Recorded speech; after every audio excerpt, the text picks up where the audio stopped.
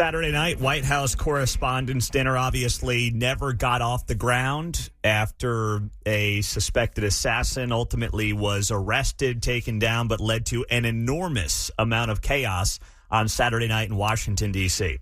Our friend, and of course you hear him every morning here on KCMO with the Morning Update, Bill O'Reilly, kind enough to join us for a few minutes on 95.7 FM, KCMO Talk Radio. We're always streaming on our KCMO Talk Radio app as well. And, of course, you can read them, you can watch them at BillO'Reilly.com. Bill, good morning. What was your experience on Saturday night?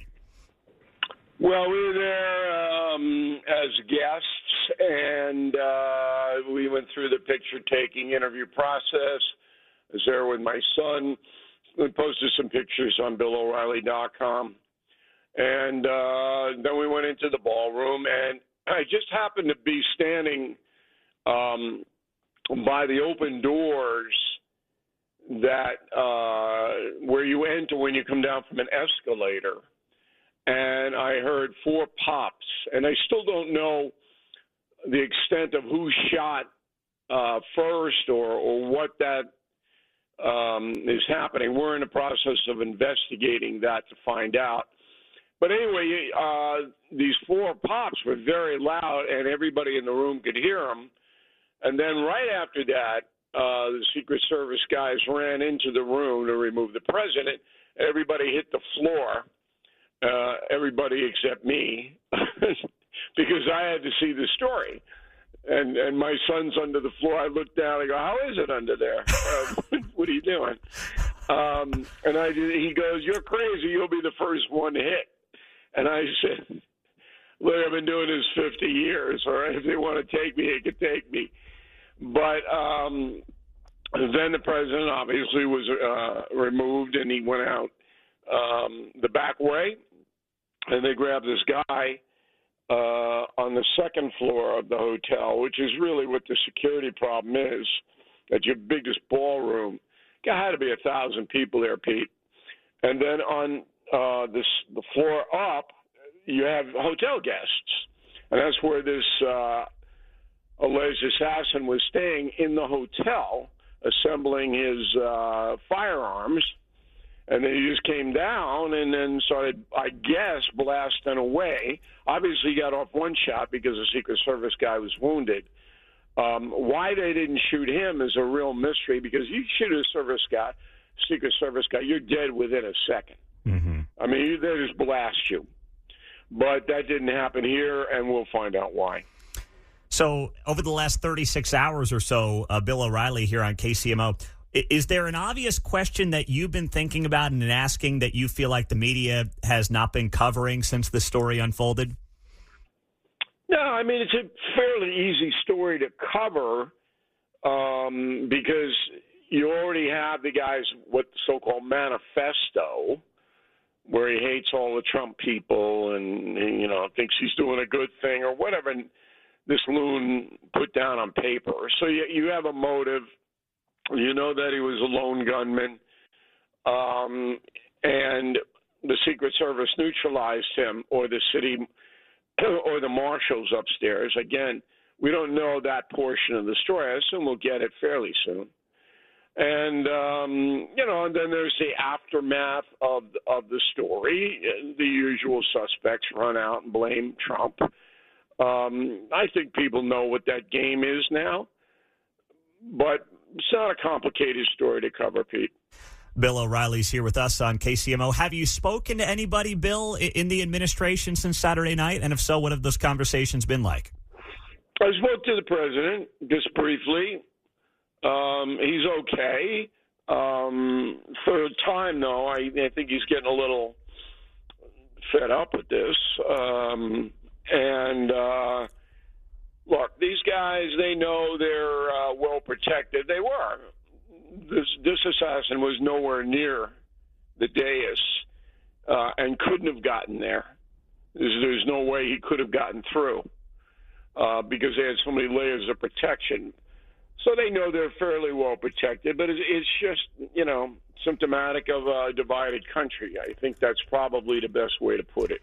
How surprised, if at all, were you by the president taking kind of the approach of not pointing at the media on Saturday night and saying your rhetoric is leading to this, but rather kind of more of a unifying moment? I thought it was notable when Peter Doocy asked him, why does this keep happening to you? And he could have teed it up for him to say, hey, it's because of people in this room. The president did not do that. Did that surprise you at all on Saturday night? Yeah, and he made some phone calls to other press people that were conciliatory. I think it was a smart move on his part. He wants to lessen tensions, which is obviously a good thing for a president. He's in the middle of the Iran thing, which I just heard a couple of minutes ago that Iran now is backpedaling on the Straits of Hormuz. He's got to get that done. So it was a smart move to kind of say, all right, everybody calm down here. Mm-hmm. And I hope everybody does. Well, speaking of everybody, I've got to ask you, I'm sure you've seen Barack Obama's claims that we don't have all the motives of the gunman, and that was part of his elongated statement over the weekend.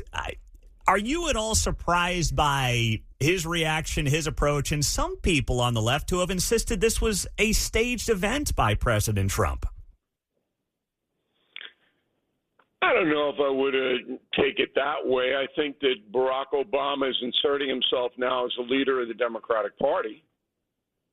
I think that's what's happening here, and that he understands there is no leader, and that he's going to take a position to try to help the Democrats in November at the midterms, and then onward to the presidential election. I think you're going to see more of President Obama do that.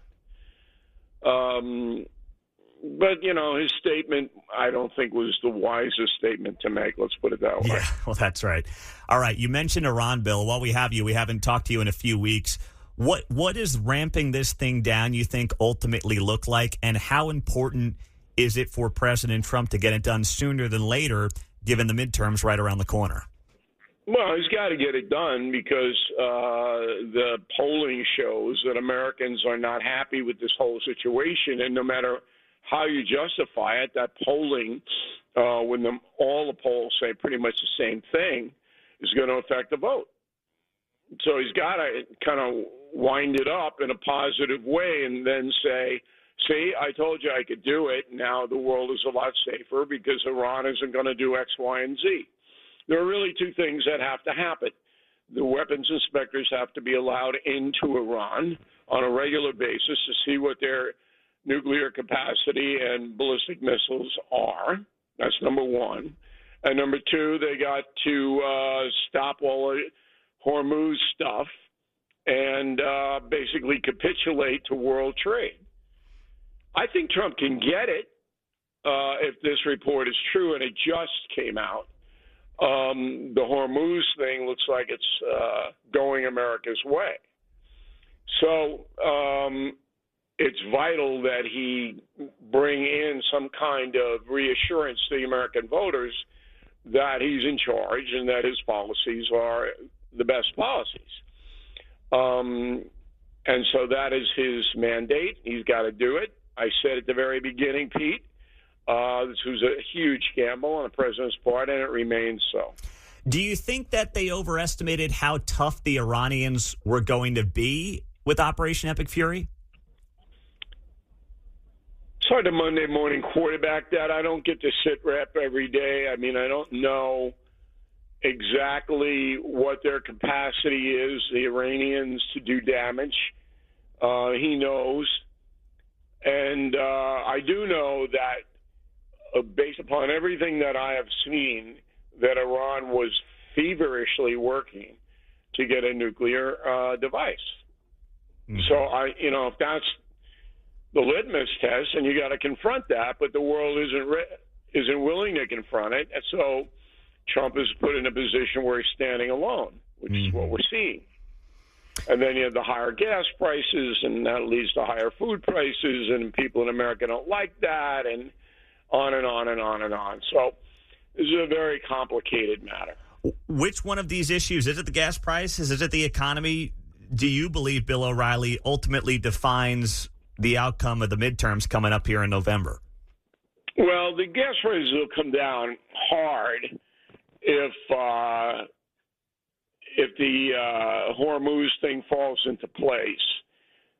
So you'll get relief there fairly quickly as a consumer.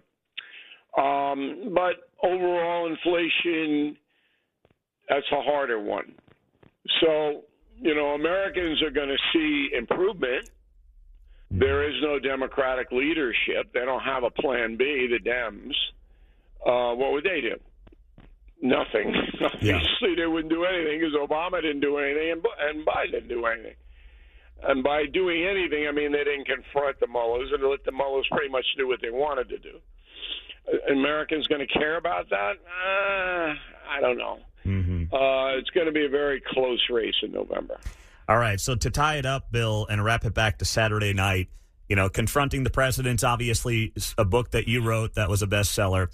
Historically speaking, Trump now 3 assassination attempts. Is he the most hated, targeted guy in the nation's history outside of Lincoln, or is there somebody else who is in that ballpark and comes close? Yeah, I would say outside of Lincoln, President Trump is second in being vilified by his opposition. And people will make the point, well, he does it too, which is, that's valid.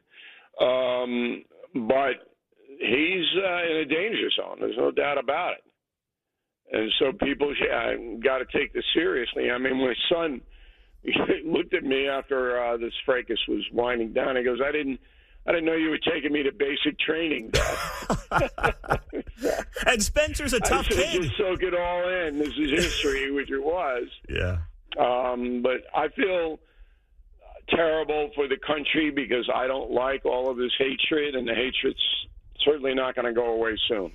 Did I hear, too, Bill, on another radio show that you have a new book that's going to be coming out this fall? Yeah, we got Confronting America, What Has to Change. And that'll be out in mid-September. We just finished it last week. Wow. All right. Confronting America, What Has to Change, wrapped up last week. There you go. Bill, thank you for your time, as always, on KCMO. Grateful for it, and my best to Spencer. He's a good young man, and I know that, like you said, he was part of history on Saturday night. Glad it worked out okay. All right, Pete. Thanks for having me. All right. There you go. Bill O'Reilly. Great to have him on KCMO Talk Radio 95.7 FM. We are streaming, as always, on the KCMO Talk Radio app.